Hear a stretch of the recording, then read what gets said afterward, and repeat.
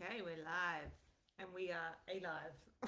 Yeah, we're Our alive. relationship is live, which is really good. We've just navigated a really tough 2 weeks, where I would say we've been the most disconnected ever, and Mm. we've been together for 9 years. Well, we've been close for 10 years and together for 9 years, and it was rocky. And there's a definite trust when we're going through something within our relationship that there's a higher purpose, and that invariably a couple will come to us with that same dynamic literally a week or so later. And so there was a trust in what was unfolding for me, and yet it was really hard because there's this man that I'm so used to. Even if we're in trigger, there's always still a connection, and still that heart stays open even if one of us is in pain or whatever. And yeah, it was the first time that there was a real disconnect of something. And so we wanted to come on and share some of the lessons that we've had. And it's really deepened a lot of what we already know. For Yeah. sure.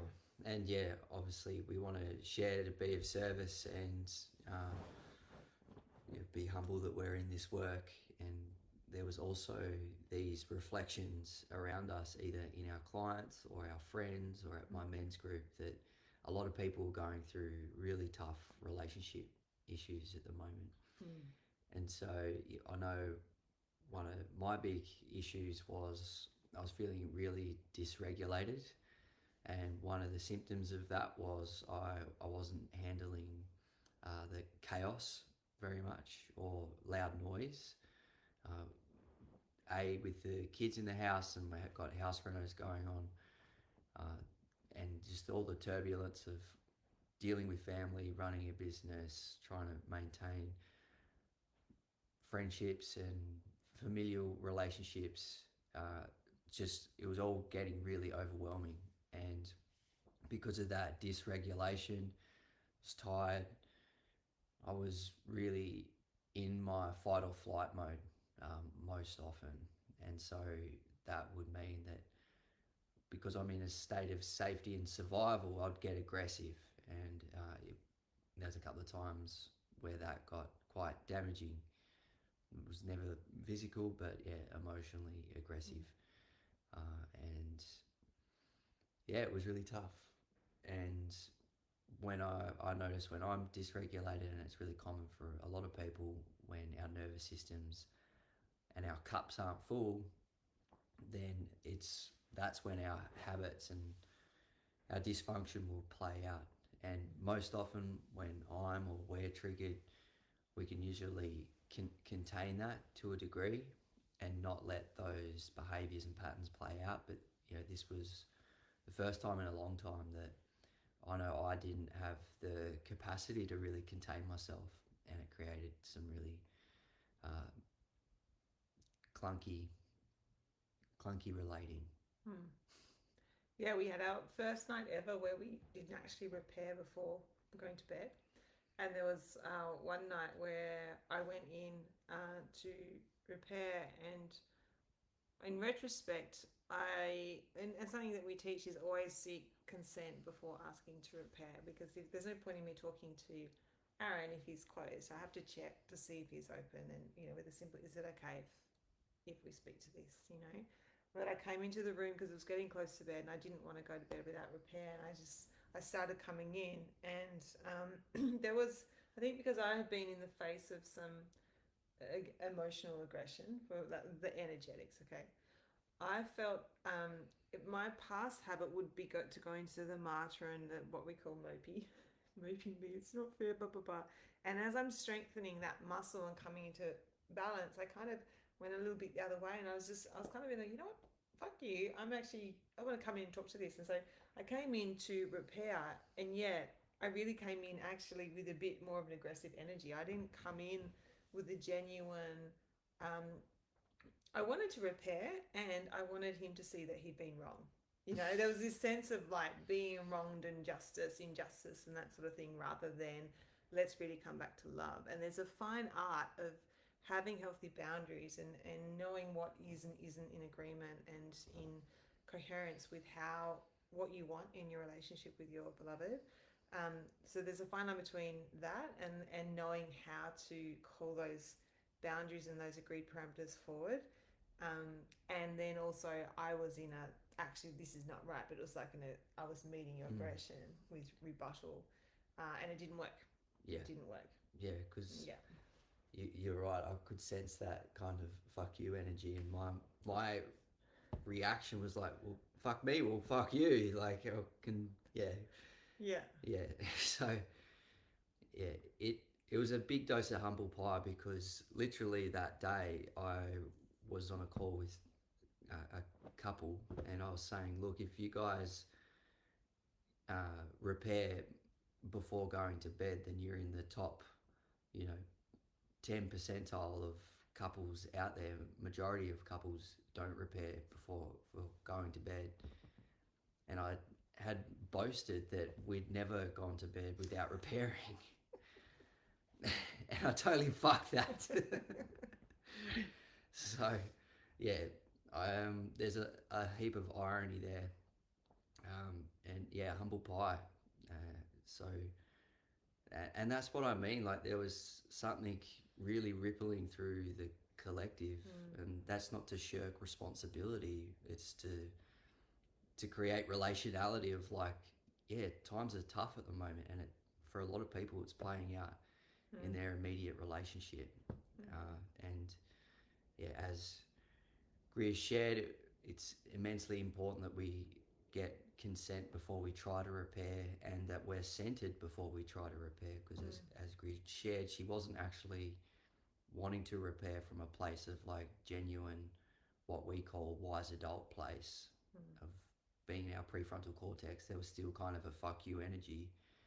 And that's what I was feeling, picking up on, and that just brought more of that out in me. So, yeah, it wasn't pretty, wasn't fun. And what it did do is really reiterates the importance of these concepts that we teach. As I said, consent is really important. And then another really big one, which was happened before this instance, was around acknowledgement. Prior to that bust up that we had, I'd been sharing with Greer just my struggles throughout the day and how much I was in overwhelm and all the myriad of things that were creating that overwhelm. And I was basically met with like, well, you've got this to be grateful for and this to be grateful for. And I just, everything within me was just like, just did not feel validated at all. Didn't feel heard, didn't feel understood, didn't feel cared for. And so that's why usually when we share our struggles with one another, it creates a degree of intimacy, but I felt completely misunderstood, and it didn't help me one iota. And yeah, that the power of that was it gave me an understanding for some of the struggles that one of our particular children is going through of not feeling heard and understood. And she's got some real challenges at the moment, and I was like, oh wow, this is what she's going through. This is what she talks about, which led to a conversation 2 days later where I really said, hey, this is what happened to me the other day, and I totally get it now. And we had an amazing conversation. She felt so seen, so understood. So there was a real gift from it, but it was pretty tough. Yeah, and I'm glad you share that, because it's an example of how when we master these skills within relationship, which we are still very much doing, right, as you can see, that enables us to be better parents. It enables us to be better sisters, brothers, daughters, and sons, and people in a whole. So, yeah, and so can I share something? Because what I notice in you sharing the piece about acknowledgement is I feel, and this is the thing with resentment, or if we don't really fully speak, if I really don't speak and then I don't feel heard, it will create this cycle. Okay, well, you're not listening to me, I'm not going to listen to you. Because I noticed it was earlier in that day I had shared what was happening for me, and it triggered a response in you that you just kind of made it about you. in. And so I realized now in you sharing that is because so when you came to me at the end of the night and shared all this stuff that was going on for you, again, I was lacking compassion because I was like, dude, I shared earlier and you wouldn't listen to me, but now you want me to listen to you. Fuck you. Yeah. You know, like, and again, that's not my wise adult. That's like my teenager self. It's like, don't do that and then do that. And again, there's a fine line between having that teenage energy, like, screw you, versus actually, I'm going to be responsible that when I share, if I'm not feeling heard, that I say, babe, can I just before you start, can I just ask that you hear what and teach you, teach you what I need. And in me doing that, that helps me remember that's what you need as well. Yeah. So it just became a shitstorm. Yeah. And then we go to repair and then we just create another trigger. So it's like, oh my God. Yeah. So it was exhausting. And meanwhile, we still had the kids around, we still had to mother, we still had clients, we had to keep on with life.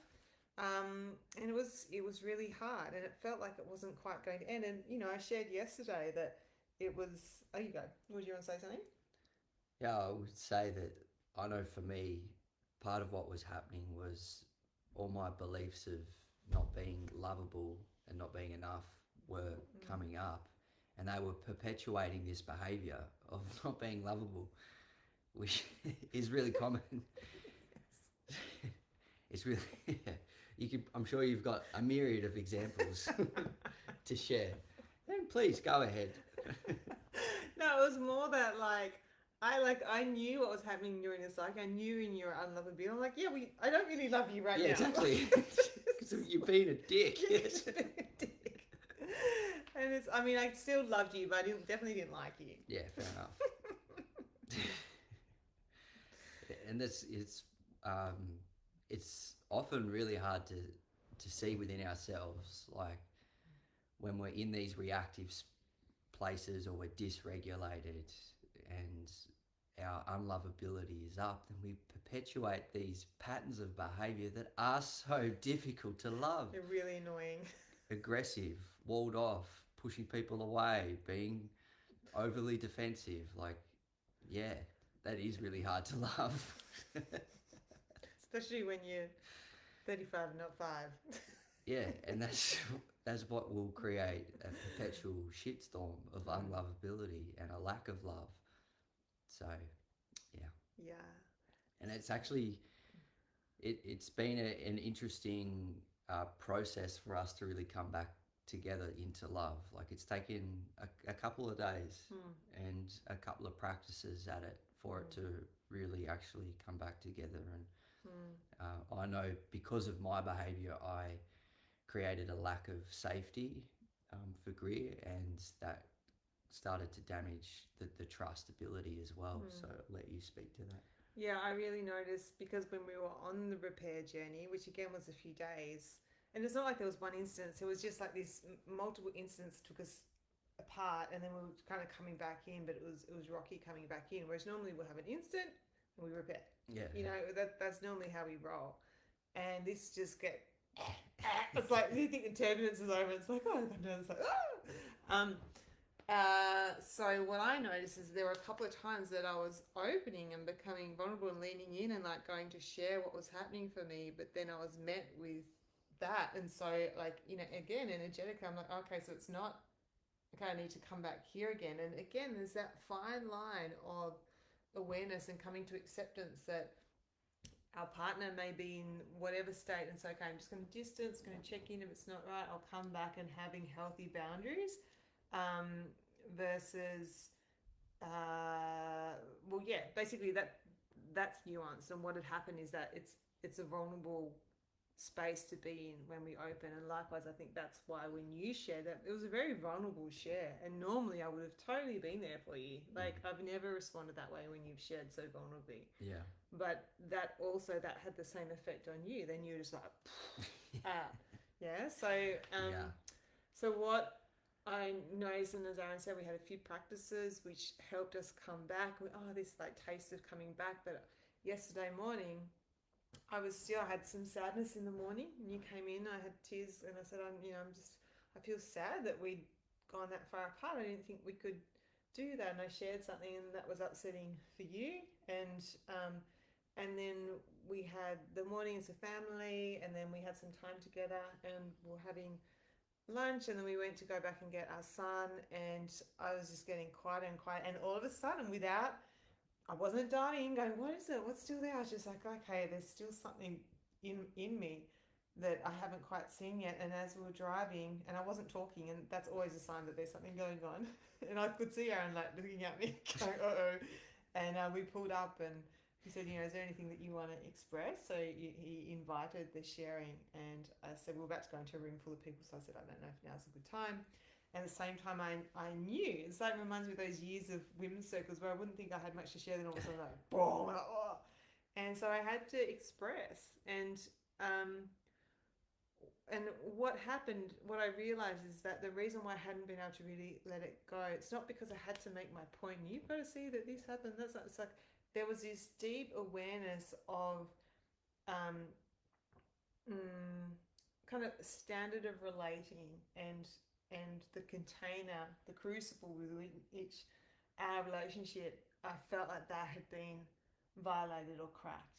Not from any action, it was just the energy within our cup, within our relationship. Something had come in that was not of us, and I wasn't okay with that. And I had to make it really clear, being really clear, whilst also holding Aaron's, like, not wanting to shame and re-trigger everything, but from that place of wise adult, like, this is the consequence of that, and I don't ever want to feel like that again, and that's not how I see ourselves. So, and you really met me, and what was beautiful is you acknowledged the impact of what had happened, and there was you spoke to the safety, and that how trust is so easy to.